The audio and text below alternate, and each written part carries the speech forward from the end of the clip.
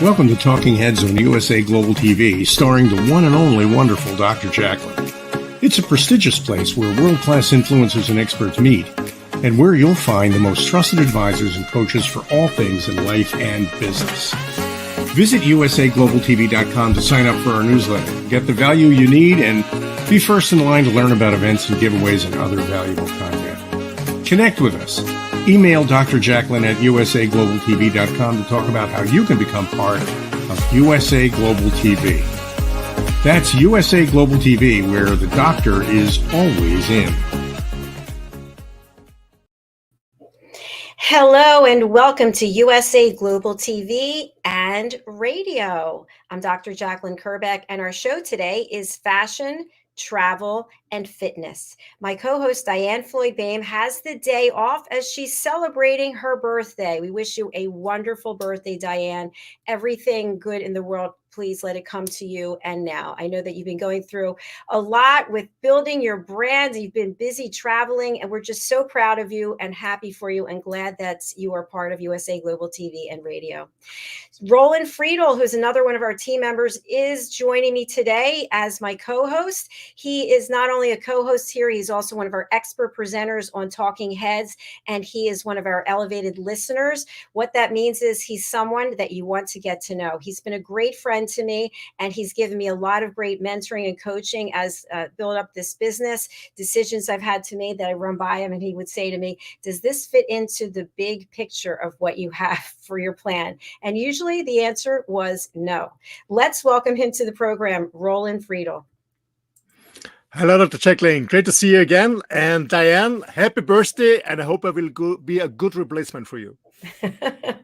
Well, you certainly are always bringing great ideas. Thank you for being part of the Talking Heads panel yesterday. And thank you for being here on our earlier show, The United Kingdom. And you will also be with me today for the business show as Mr. Alcini has the day off as well. So a lot of people doing things in April, and I'm really glad that you're here with me. So we've got a great guest backstage, and it's interesting because he's usually the one asking the questions, and he's usually the one taking the pictures. And today he's going to be on the opposite side.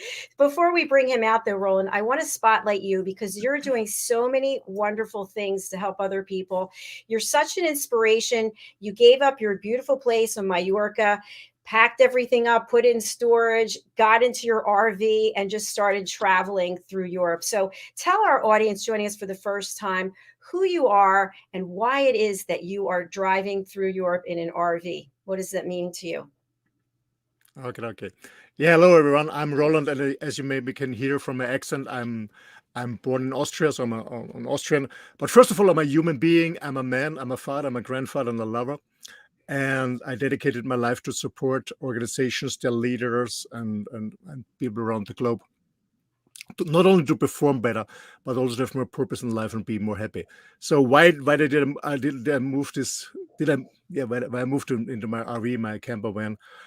Actually, to challenge myself. It was always a dream of myself to move into an RV, and I was always a little bit scared. This is a good direction, traveling, good decision. Sorry, traveling by myself, being alone, especially with this huge car. It's quite huge, but I love challenging myself, and it's a new challenge for myself to go out of the comfort zone.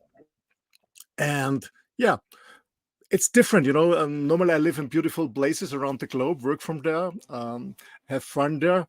And now it's from an RV, and I'm exploring Europe. It's a totally new experience, and I really love it.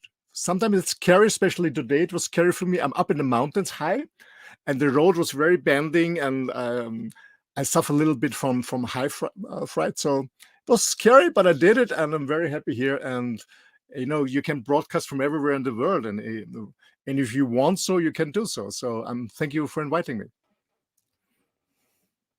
Thanks so much for being here. And as always, I want to see some pictures from this trip, please, because I get to see this green screen and what's on this screen. So please do send pictures. I will, I promise.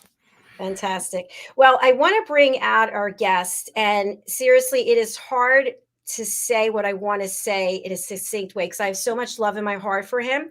He is a true gentleman, the consummate gentleman. He's always putting other people first, and he has risen to such a high level of success. And yet when you speak with him, he's so humble and down to earth. And I think that's one of the things that is so endearing. He is a global broadcaster. He has been broadcasting for 55 years. His birthday, attention everyone around the world, his birthday is this month. I believe it's the 26th of April. He is taking any and all invitations for dinners, lunches, shows, museums. You mentioned it. In all seriousness, his name is Ian Pelham Turner. He is someone so near and dear to so many. And I personally want to thank him for everything that he and his partner, Helena Shard, have done for me personally and also for this platform, because they have wisdom and insights from all their experience that they gladly shared and didn't ask anything in return. So we are going to bring out Ian, and we are going to hear about his journey as a photographer. It's quite extensive, and he stopped doing it for some period of time and recently got back into it again at another level. And what he's doing to help other people in this area is truly incredible. So I want to bring him out, and I really want to thank him and recognize him for all of his work. Welcome, Ian Pelham Turner. Well, bless your heart. Welcome, welcome. Goodness me. You know, I won't be able to get out the room tonight after this. It's probably just as well Helena's not here today. She'll be rolling her eyes into her head. I can see her doing that, actually. But I can see why you've invited me, because yes, I started doing fashion again. Travel, I could talk to you about any area of the world because I used to be a travel writer. And as you can see, from here upwards, I'm fit. but don't hand down. Don't hand down. It's just, you know, I feel good at this height. Well, and I also want to let people know that you have your own show with Helena, and you're broadcasting how many times a week? Oh, we do 3 shows a week at the moment. So I do one for Sky that it's got a 1 billion audience across the world on a Monday. Helena joins me on a Tuesday and a Wednesday, normally just to keep me under control. What I say, you know, and she also provides the tea, and I provide the sandwiches and the cookies and the chocolate bars. So we have this very happy medium of it gives us a sort of a great opportunity to talk to wonderful people like yourself. And do you know what, Jacqueline, you're a very brave person. I love you.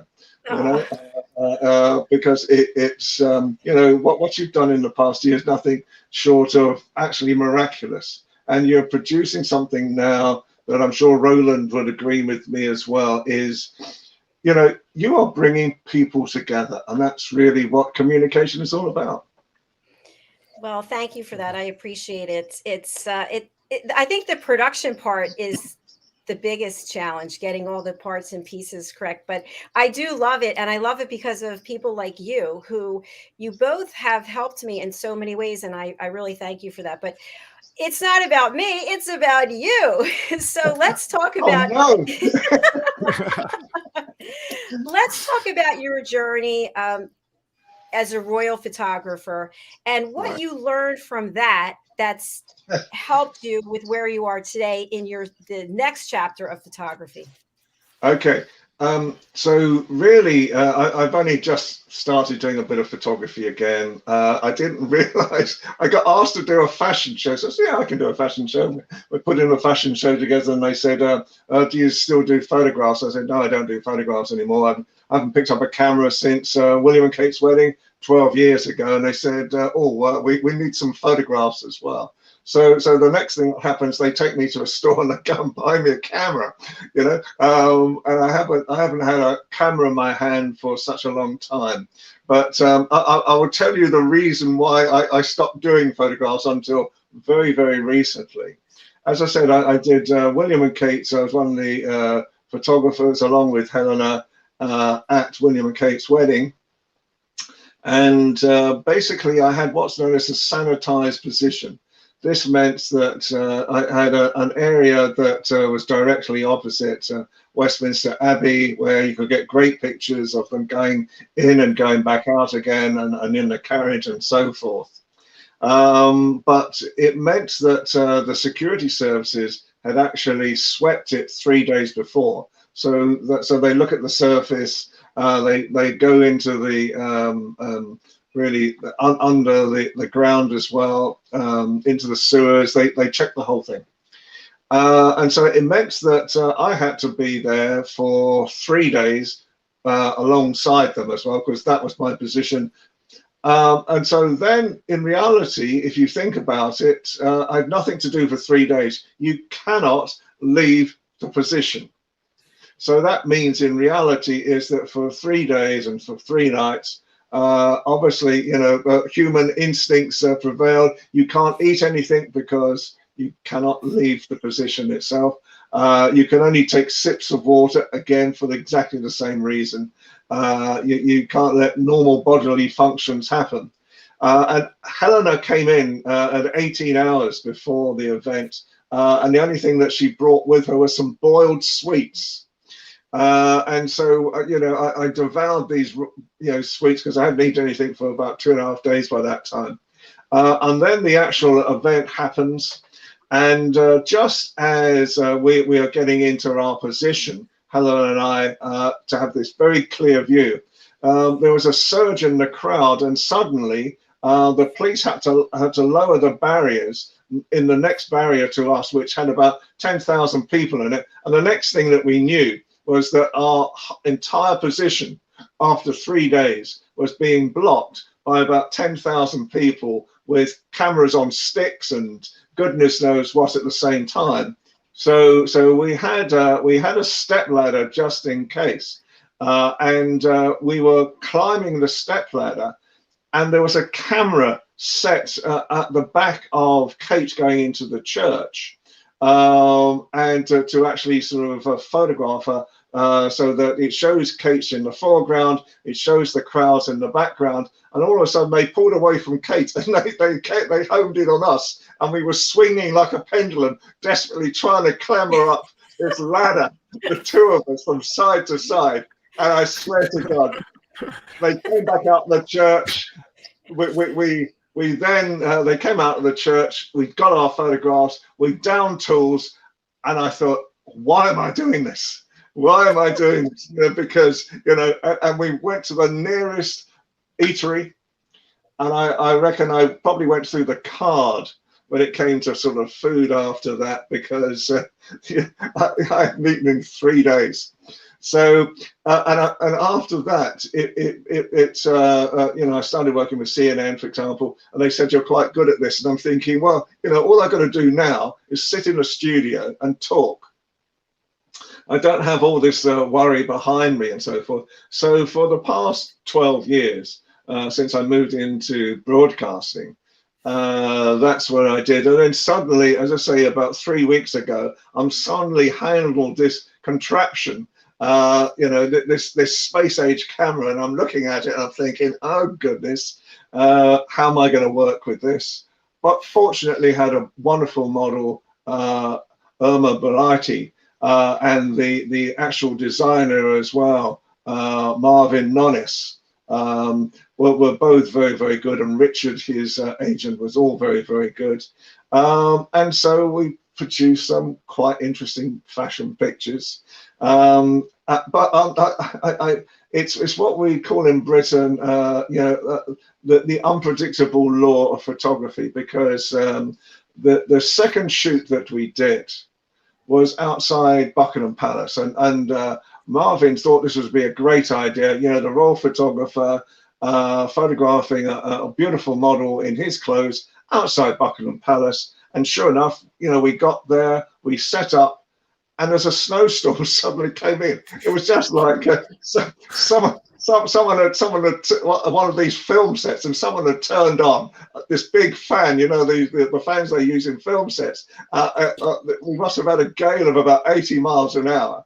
You know, and there's nowhere to hide. You can't climb the railings, you know, in Buckingham Palace to actually get out of this. So we were keeping these $20,000 dresses as safe as we possibly could. So in reality, yes, photography has its moments. So do broadcasters. But photography has its moments. But it just reminds me that occasionally I might pick up a camera again. But you know, I've been up till that time, I'd really worked in photography for, well, best part of I'm 55 years this year in journalism. So for 43 years, I used to work with cameras as well. But so that in a nutshell is my story. I can see you swinging, you and Helena. Roland, I know you have a question. I just want to know, what are boiled sweets? Oh, don't you know them? No, I've never heard of it. You haven't lived. What is it? They're basically, it's a very English version of candy, but we have all sorts of. If you go back a century to say Victorian times, we used to have sweet shops in Britain, and there are still some sweet shops in Britain as well, and so sweets in those days used to come in these big jars. And so you could go into a sweet shop as a young child. You know, I still remember, you know, sweet shops and that type of thing. You could go in as a child and you could have, 3 of one type of sweet and yes. 2 of another and so forth. And they were boiled sweets. And so, I don't know why Helena bought boiled sweets, but I might, you know, if she had, I might have started eating her. Roland, did you had something you wanted to say? No, and to be honest, I have a deep respect from photographers, because I always mess it up. And my girlfriend, she's a photographer, and yeah, she's very keen on it. And many times when we travel, she always asks me to make a picture of her with some background, and I always mess it up. Why didn't you tell me my hair is not correct? Why didn't you tell me there's a billa? Why didn't you tell me there's a shadow? Is it possible for a person like myself that he can learn it? Yes, I think so. I mean, I think, you know, that there's certain very simple rules. You see, the thing that I always say, especially with digital cameras these days, is don't try and really overstep the control systems in the first place. A lot of photographers, you know, when they go to colleges, they're taught to take photographs on manual. In other words, they set the aperture, they set the light setting, they set the speed, they set everything. And I'm thinking, what is the point? I mean, you wouldn't buy an automatic car and then try to change the gears. So what, you know, and the actual mechanics inside these modern day cameras are so superior that enjoy your photography is the thing, you know. So I put I don't want to get too technical, but I put the camera I have at the moment on P, which is program. That does everything for me, because I don't want to be thinking about what is the camera doing. I want to be thinking about how am I going to project the image I'm trying to project in that way. And so then it takes away a lot. The simpler you do photography, the better. or especially with the camera, because then you can concentrate on looking through the camera as well at the same time. And I think, yeah, at times, the thing to be conscious of is probably your friend is sort of saying as well, is things like backgrounds. So backgrounds are important. And if you can try and lose backgrounds, unless you want that in a picture, you know, so things like trees coming out the top of your head and that type of thing can distract from it anyway. So if you're when you're looking through a camera lens, if you find that you can see something distracting in the background, I have a very simple rule to photographers when I teach them. It's called move your feet. It's a highly technical photography term. It's called move your feet. The simplest advice is always the best.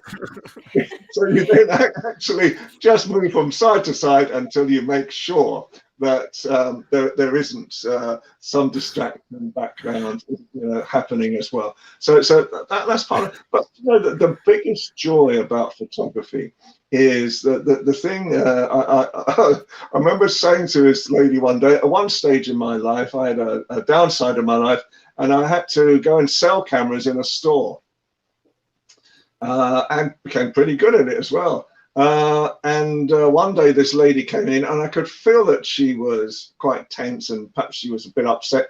And actually, she became one of my greatest friends. That's the strangest part of this whole story. Afterwards, and she was looking around the store, and she was saying, "What do you think of this camera? What do you think of that camera?" And I said, if you buy a camera, then you will always have friends."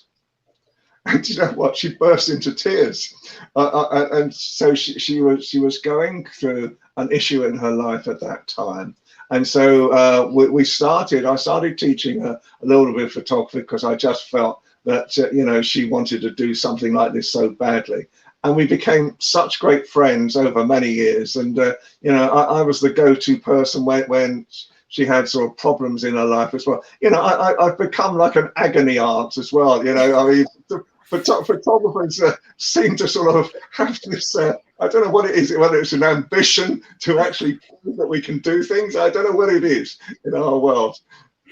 Well, Ian, I appreciate that. My question for you is, you're the expert, so you know what the shot is, right? You can see it should be here, the sun's there, whatever. Could you, and I know the answer to this already, but I want you to expand. Could you take that same shot with your phone versus the high-end technology platform camera that you have, and would it still be a good picture because you have the vision and you're the expert? Yeah, I think so. I think these days, I mean, the quality of these phones are superb as well. And the agent for the fashion guy, he videos me on his phone when I'm sort of doing shooting as well. So it's quite interesting to see how they sort of turn out. And I think, yeah, I mean, you've only got to look at the quality of some of these the high-end phones now, and they are such high quality that they can do posters with the images sort of set. And as I say, I don't get so tied up with the equipment, with the mechanics, because I think in reality, photography is all about enjoying what you're doing, what's happening in front of you. Always be aware of it, what's been happening in front of you. And if you are in my world, for example, when I first started, I was a photojournalist, always know what's going on behind you as well, you know, because sometimes people that are in front of you might not want to be photographed, and you might need a quick exit as well at the same time. So, you know, with photography, I can honestly say, as a photojournalist and as a broadcaster, I've loved every single day of my working life. I feel privileged. I feel privileged to be with you today. I really do. You know, and the actual values that if we can change people's lives in all sorts of ways. And in photojournalism, obviously, I have had some incredible experiences throughout my life as well. And it's kept me in food for the past 50 odd years. Then the reality is that sort of things like that are so important. And I think, and as I say, I think with photography, I got to a point in photography where I felt I'd done everything I wanted to do, and I was losing weight.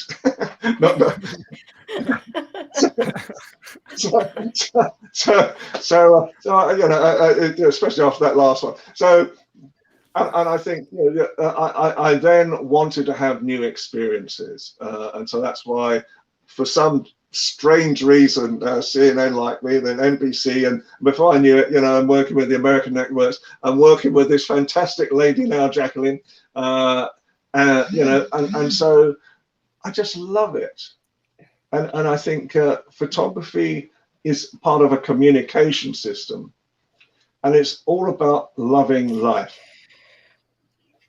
That's beautiful. I have a question here.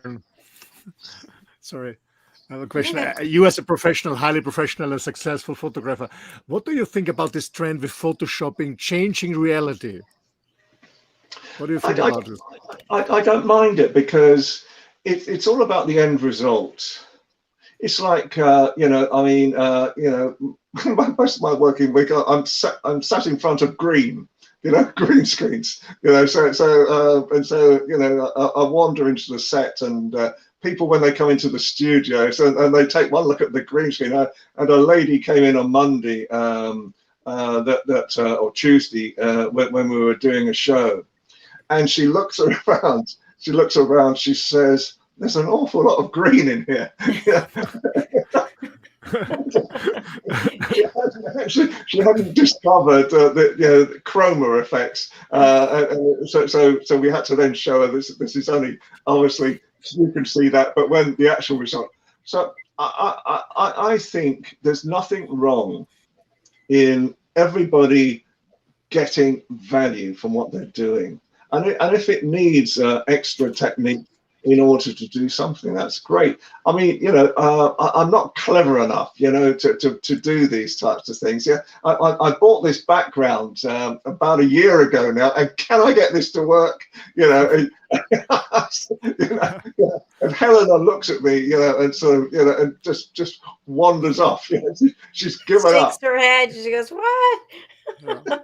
But my question is, how far can you go? I mean, with Photoshop on a software, because we change reality, and we see something, especially in fashion photography.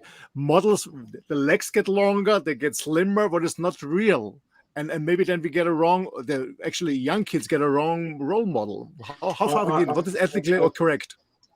I totally agree, and I think it's in Britain. I think there's a new commercial by Dove, if you have it in the States. Mm-hmm.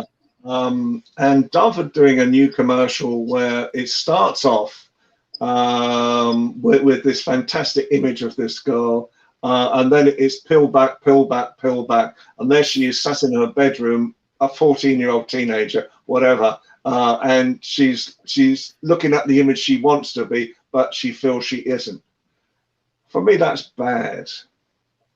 I mean, I love women. I love womanhood. Is this where you give out your phone number or not? No, I'm kidding. You can have it later. Join the queue. Join the queue. Join the queue, but with a salmon.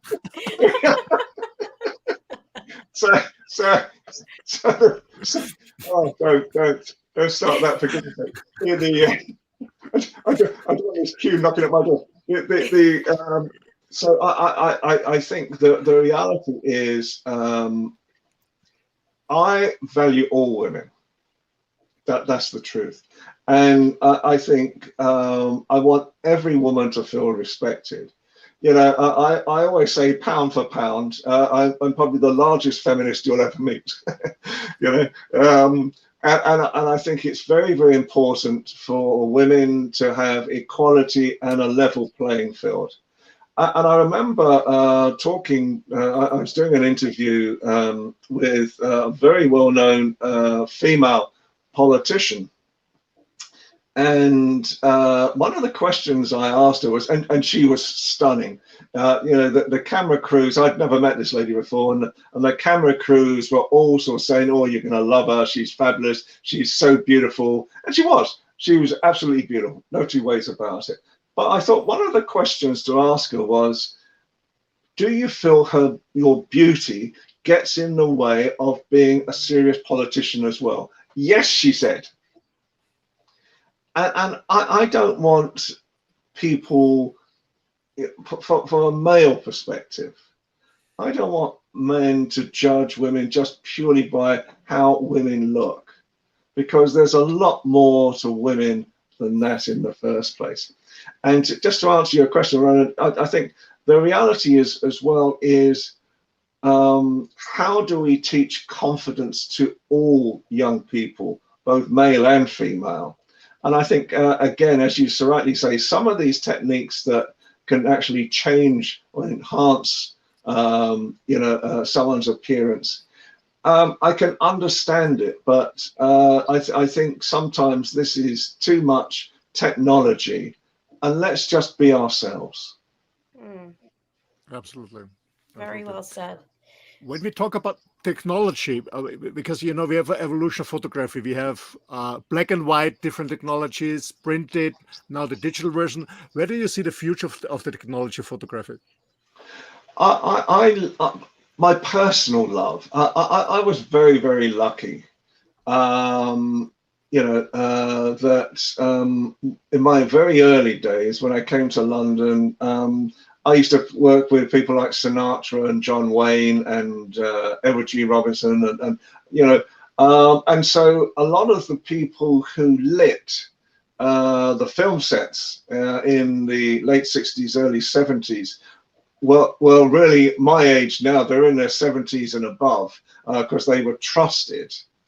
And they knew all the techniques of, filming, like the Maltese Falcon, the Ingrid Bergman, that beautiful sort of black and white look. So it was techniques that I learned to actually develop and create for some of the photography I used to do. I like doing interesting things, is the reality to it at the same time.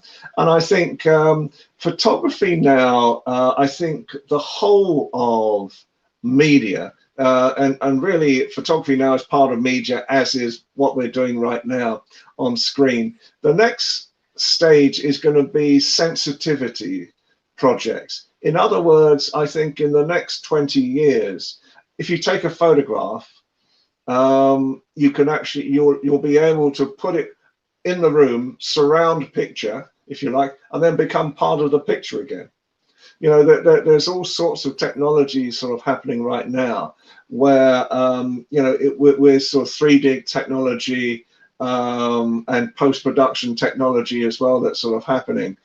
You'll be able to sort of sit in your room, and you might be in the middle of a jungle with a tiger actually walking past you, at the same time. So I think imagery is developing all the time, and that's very exciting.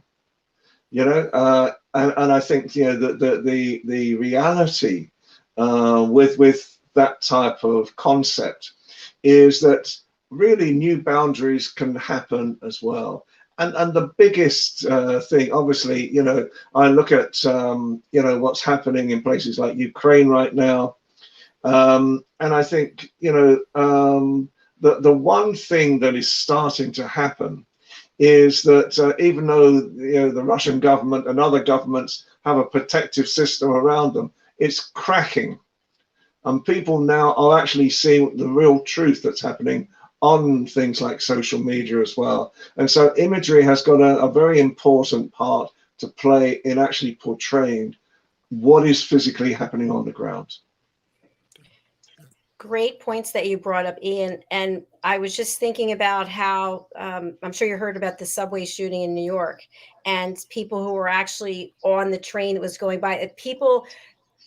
Regular people are getting more involved in showing what actually is happening, as opposed to just hearing it from major network news, if that makes sense. Well, I must admit, if someone suddenly lets off a cloud of some substance and then there's shots being fired, the last thing I'm going to do is whip out my mobile phone. So, I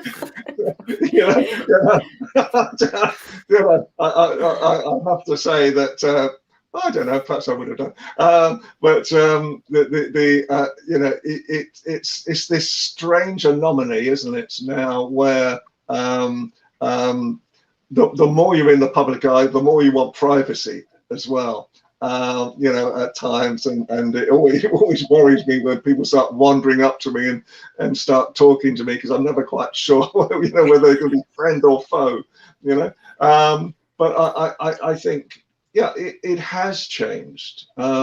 Everybody's become a photographer now, which is good, and I think photographers have to change with it as well. The actual one of my very best friends, Anfisa Polykevich, who's Ukrainian, and outstanding. Her photography is on a different level altogether, and I think she is so fabulous at her style of photography as well. And she recreates almost like postmodern, paintings.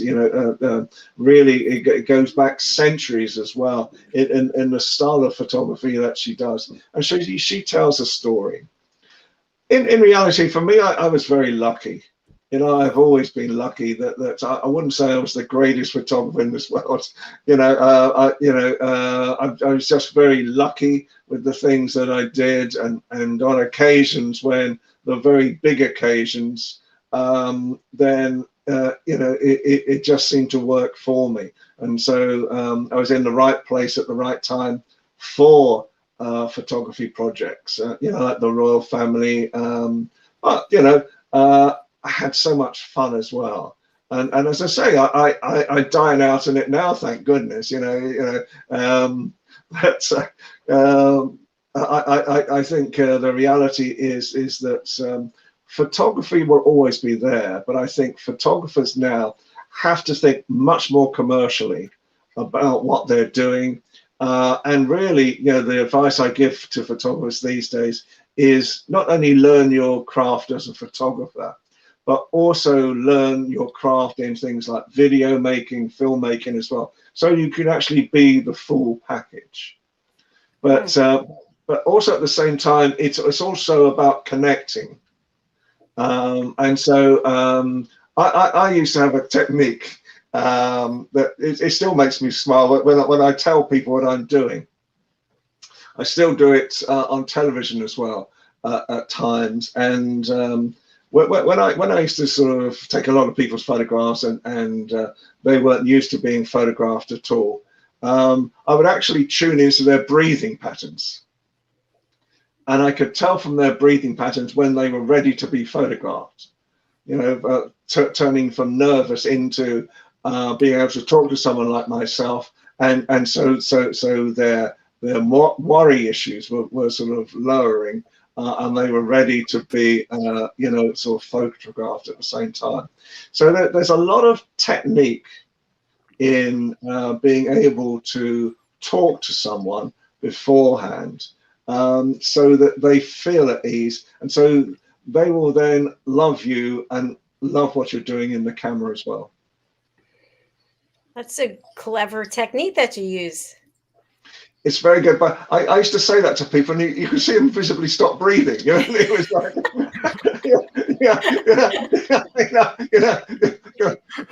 So it was. I don't know whether it unnerved them or what it was, but it certainly, it was a conversation piece, if nothing else. How you're breathing today. But it's all part of. I think in photography, photography is really 1% pushing the button and nine points on connecting with the person, if you're photographing a person, with it at the same time, making them feel comfortable, listening to, I used to work with a lot of celebrities, and they each had their own different little things that would happen that would surprise me at times. But, you learn after a while that everybody is different. But I think that the biggest thing that I learned in photography is always make people feel as if I value them. And I did. So I used to value everybody that was in front of my camera, and try to make them feel respected, valued, and then they could have fun as well. And so, when I used to work with Hollywood stars, for example, I had tricks of the trade. So one of the things that I would always turn up about an hour beforehand. If I'm on a film set, turn up about an hour beforehand. I would light it, everything was ready, so that when they came in, they recognized I'd been professional. They could see instantly I was being professional. And then they have to be professional. I expect that. And even the biggest stars, I expect them to be professional as well. And normally a lot of the time, as soon as they recognize what I'd done, and they could see, how they could sort of work their own piece of magic as well, you got a lot more from them as well. I know you've worked with so many people across the world, and is in your role as a photographer and also in your role as a global broadcaster, what would you say has really made the most difference in your life that really speaks to you as a person, because you're so heart-centric? So what part of your career do you really feel had the most foundational influence in that regard? I think that's very hard to say, because I've done so many things. So, for example, I used to be an investigative journalist at one time. I worked in Romania and stopped the killing fields of Bucharest. And that was a very tough time to actually be a photojournalist. I've ridden on tigers' backs when I worked with wildlife. And I learned one day. I thought I was being very clever one day. I was in with. There used to be a tiger in Britain that, and its owner used to take them around. That they were the emblem for a brand of petrol, and so he used to take them around garages around Britain, and out would come the tiger. And they would do their PR stunt from there. So anyway, one day I went to visit this tiger in his home, and we were taking all these, great photographs. And tiger was a pussycat. I rode on the tiger's back. It's a fully grown Bengal tiger. And then I thought, what would make a great picture would be that to get a hand mirror and a brush, and the owner would be brushing the coat of the tiger, and the tiger could be looking at himself in the mirror. Big mistake. Big mistake, because all of a sudden, all this tiger saw was an image of another tiger in his compound, and all of a sudden we made a very swift exit. We made a very swift exit out of that compound. Trust me, he was not happy. He was not a happy tiger. You've got 600 pounds of killing machine. I mean, sometimes you used to have some very dangerous stories. And one day again, when I was shooting wildlife, and I was working with gorillas. And one of the female gorillas, urinated on me, and it's part of the process of being a photographer. Fortunately, I was wearing the type of coat where it just sort of splashed off again. But anyway, next, they said, "Well, come and photograph the tiger." So anyway, so I go into the tiger's enclosure, and the keeper said, he said, hang on a bit. He said, I've just forgotten the tiger's food. So I'm left in the cage. Well, it's not a cage, I'm left in this field with this tiger. And this tiger, sort of, he's fast asleep. Then you can see his nostrils flaring a bit. And he's sniffing that. And obviously he can't work out whether I'm a female gorilla or I'm a person. So he came over to investigate this thing. And so then I'm sort of taking the photographs of this tiger coming towards him. And all of a sudden he rears up and he puts his paws on my shoulders. And this fence is buckling under the weight of a 600-pound killing machine, and the halitosis from his breath. I swear to God, you wouldn't say that to a tiger. You wouldn't say that to a tiger either. And the keeper made this wonderful statement. He said, "Don't move, don't move." Don't move, he said. And I thought, this could be the last words I hear on earth. So being a photographer at times, it can have its sort of downsides as well, some days. I was wondering if the tiger thought that you had boiled sweets with you.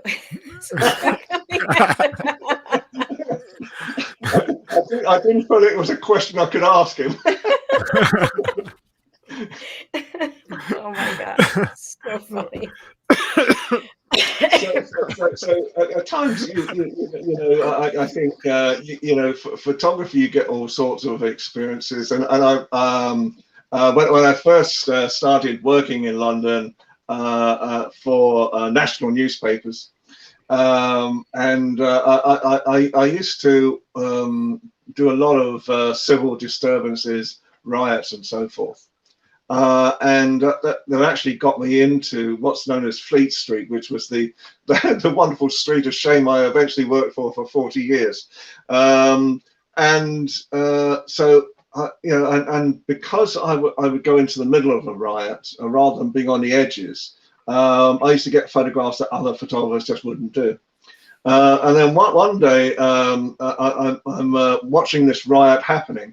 And the police horses line up across the street, and there's about 12 police horses, and then they start galloping towards me, and I'm thinking, this is a great photograph, this is a great photograph. I'm stood in the middle of the street, and on a wide angle lens, they're all coming pounding towards me with a great rate of knots, and I'm thinking, I can't move left or right, I'm dead.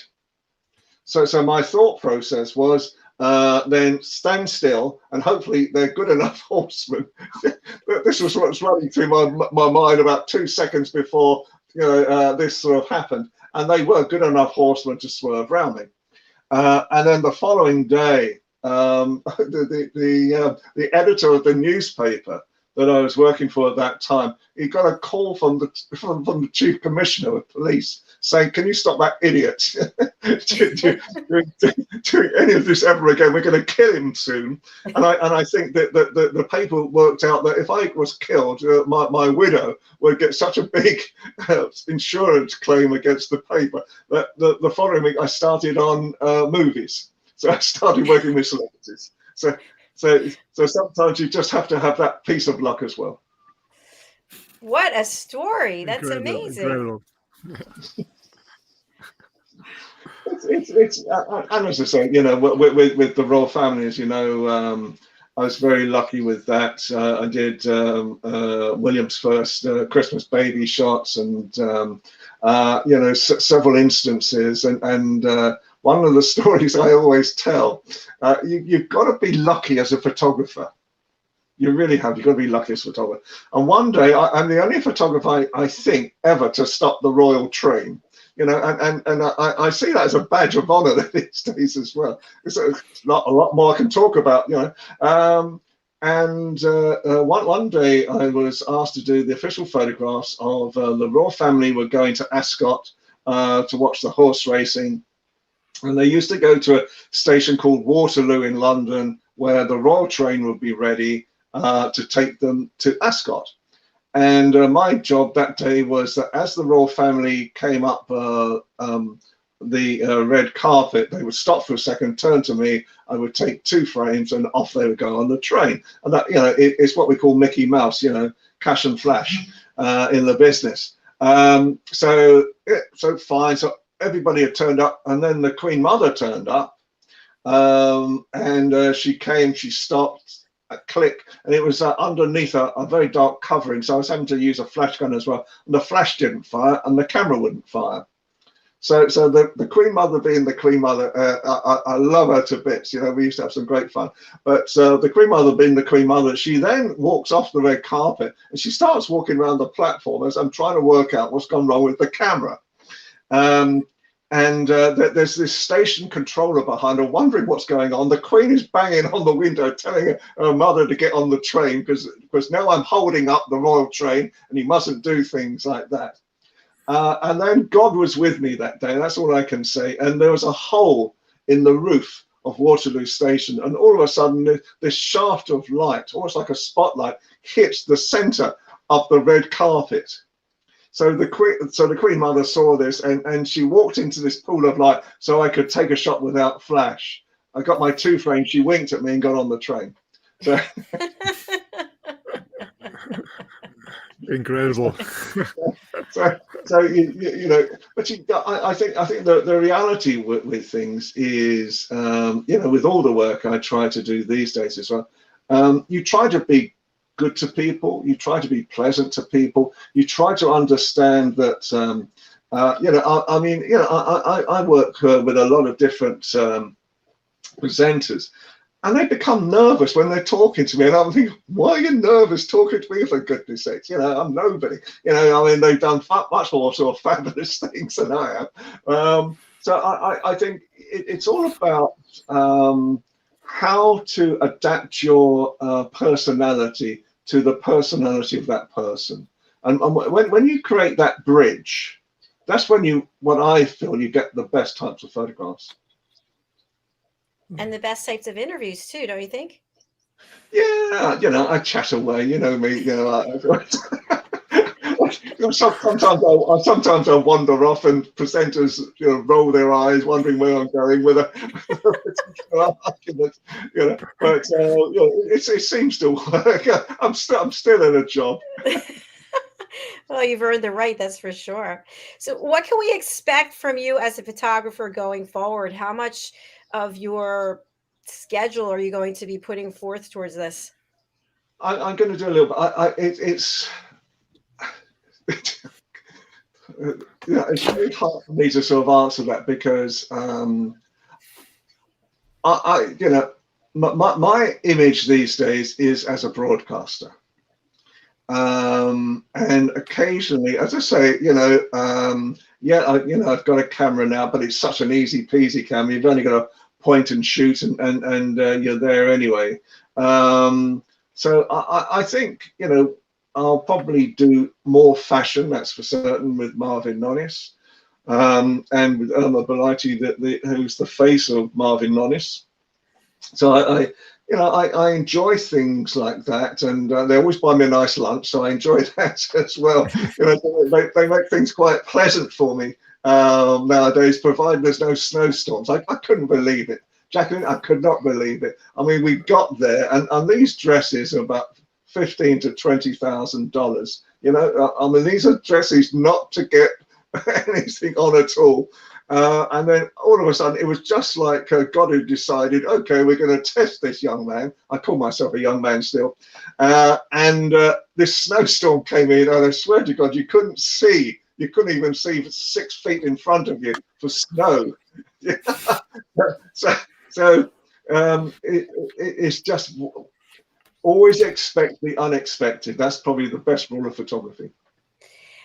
Thank you, Ian. While I have you on Spotlight, I'd love to know, those dresses, are they for the model to take with her or him, or do they have to be returned? No, they're all returned, because I mean, you know, I mean, we're looking at doing a fashion show in Monaco. Oh, I love it there. And which will be quite good. And one of the people who I've started working with, Nazma, owns Aristotle Onassis' former house in Monaco, which is this incredible castle-like building. And we're looking to do perhaps some sort of fashion event, perhaps even with Prince Rainier, coming on board as well. Apparently there might be some sort of famous American singers coming over to sort of be on the project as well. So yeah, it's every day is a joy now. Every day is a joy, and I think if you enjoy life. And you've perked me up today. I swear to God. I mean, yesterday, apart from the fact I'm feeling hungry, that's the only downside to this day. You kept me away from my dinner, Jacqueline. Anyway, Sorry. But for you, I think you really are hungry. I think you really do want something to trust eat. me, I am. I am. But anyway, I think if you enjoy every day. And I love people, and I think I was so lucky getting the opportunities that I have done in my career. It's just been the most fabulous career. It's onward going. I keep on telling all my lady friends that I want to live to at least 100. I want to be pushed around in a bath chair, by them all. I want to become, I don't know, just sort of slightly on the edgy side, because I feel I deserve it by that time, You definitely do. I love it. Well, we're going to let you go to your dinner, but before we let you go, there's something else that's actually came up yesterday. Roland, you and I didn't even talk about this, but I want to talk about with Ian here. And has nothing to do with fashion, travel, or fitness, but it has to do with society, humanity, sustainability, the planet. And we could really use your guidance. You came up with the great idea, Roland, yesterday that we should have a show about cleaning up this planet and how we can all work together to do that. So any tips that you have, Ian, with all your experience, how can we get people involved and interested and make, you have a 1 billion audience. How can we get a 1 billion audience here to help us with this initiative? Well, one of the organizations to look at then is called Earth Bank. And Earth Bank is one of the organizations that's trying to create global changes at the same time. And I think, that the reality is that as more imagery comes out about the effects of global warming, and it's more believable as well. I think the thing I would always say is when I'm advising people on their image or messaging, keep it simple. Let people understand it. Don't go so scientific that people can't understand what you're talking about, because then they'll leave the subject. Whereas if you just say this happens because of this reason, and it's sort of shown either in photography or in filming, then that sort of helps. And as I say, I think, the changes that we are seeing in weather in Britain, and really the rest of the world, Australia, from our previous guest, and how they're having such wildfires in Australia now, California, similar type of process again. And so sort of owning properties, in the Hollywood Hills and that type of thing, it's not such a good opportunity anymore as it was in the past. And in reality, the more we talk about it, the more we show it, but we say it in a way that people can understand, the more we will be able to change this world for the better. Thank you so much. That's really helpful. Roland, anything that you have for Ian? Because he wants to eat. I know he's like, how much longer is she going to keep me? No, I totally understand it, because if you see me sinking down the screen in a minute, it's just through sheer blood sugar is going down. Last comment. Go ahead, Roland. No, I just enjoyed it. Thank you so much, Ian. It was your insights, and I absolutely deep respect what you've done, and I can see and I can feel your heartfulness. Absolutely. Thank you so much. That's you, and good luck with your own mail program that you're going to do soon as well. Let me come on that. I think it's very important now, as much communication as possible happens. And I agree amongst men as well. Men are not that good at talking about, problems and things as well. And I think it's very important to actually open up conversations that will make men feel as if they are still men and are able to express themselves without being seen as, some issue. Absolutely. Absolutely. Thank you. I love making connections with people. Yay. All right, soon to be birthday boy, I'm going to spotlight you. And if you can just give our audience your final words for today, and then who would you like to reach out? And do you still want to give your email address, your home address, your phone number, birthday gifts that you wish? Well, okay. Any purveyors of birthday cakes will be most welcome. But no, my email address is itphotographer, all lowercase, @gmail.com. And if people want some advice or some help, then please come on to me, and we can sort of have a chat. I work with a lot of photographers still. I love mentoring photographers. And I suppose that they must feel I bring them some value, goodness knows what. But, I can bring them some value at times, and I can actually teach them how to survive. And that, as a photographer, is one of the biggest skills you have to learn. Beautiful. Thank you for sharing that email address. I will get it typed up. All right. What will you be having for dinner? You mentioned vegetables. Vegetables, loads of vegetables. Hey, that's so exciting! I can hardly loads wait. Of vegetables. I don't want to be seen over the top of the plate for vegetables. I wouldn't say I'm hungry, Jacqueline. All right, we will let you go. Thank you so much for being here and for being on the other show as well. No problem. Have a great day. Have a great day. You too. Enjoy your dinner. It's very nice meeting you. Take care. Bye, Ian. Bye, Ian. Thank you. Bye, Ian. Bye. Oh, he's wonderful, isn't he? Absolutely. An amazing person. Really. Absolutely. Time is flying by, when you listen to him and when you see him smiling and his heart opening, and absolutely amazing. And he's always doing something for other people. Always. Yeah.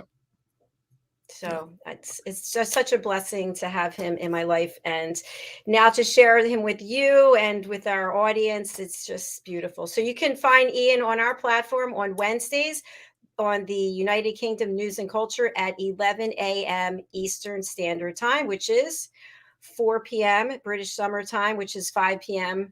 Central European Time. All right. Yes. The only one I don't have down is New Zealand. I got to memorize that one. Okay. I'm going to go ahead and I'm going to spotlight you. And if you can share with our audience about how they can reach out to you. And also, you will be back on the Business Talk Show. You're going to be sick of me by the end of today. But go ahead and give your information as well, if you would, please. Thank you. Yeah, short and briefly. Yeah, if you want to reach out to me, just go on my website, on my main website, how I call it, ROLANDFRIEDL.com. It's my name. I will spell it. It's ROLANDFRIEDL.com. I have a very broad offering because I'm really hustling. I have so many topics I'm interested in, and sorting out people, helping people in different levels. You can find information about what my team and myself is doing for organization, the leaders. You find information about people that we are coaching who want to have a wireless life.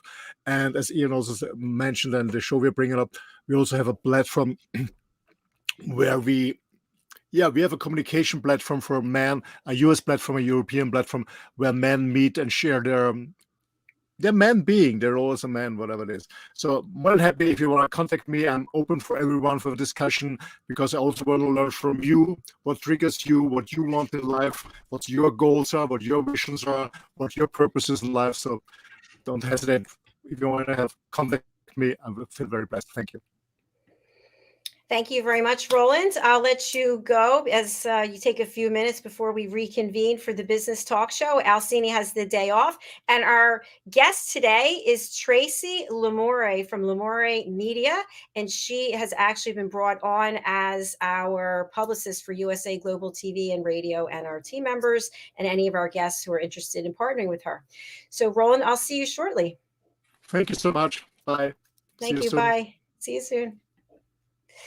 Well, this has been quite a morning so far. Thank you so much for watching or listening. If you're not aware, we are now on other radio channels in addition to Business Talk Radio. So you can listen to us on the MyTuner app, and you can go to the App Store and download that, or you can go directly to their website, MyTuner, TUNER Radio.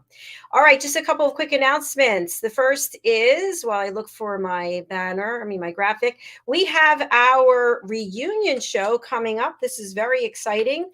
This show is on May the 1st, and it's 6 hours long. We're starting at 11 a.m. Eastern time, and we will be live streaming people who come on the show who are promoting their business, their service, their book, their film, their event, their poem, their screenplay, whatever it is it might be. Each person gets 15 minutes to promote their information. And they also get to meet with the other people who are there, which is always cool. Just like on this show, you saw Roland and Ian connecting, and now they'll be doing things together themselves, hopefully in the future. That's what it's all about here, is really collaboration, promoting other people and their work and supporting their work. The next thing is, we would love to have you join our elevated listening community. What is elevated listening? It's listening at a more authentic level, where you're listening without judging, without providing a solution, without interrupting, and giving people a safe place to share what they have to share. As a result of being part of an elevated listening community, you can have deeper relationships, better connections, and more authentic conversations. So all you have to do is go over to drjacalyn.com/join, and you'll see what you will receive as a member.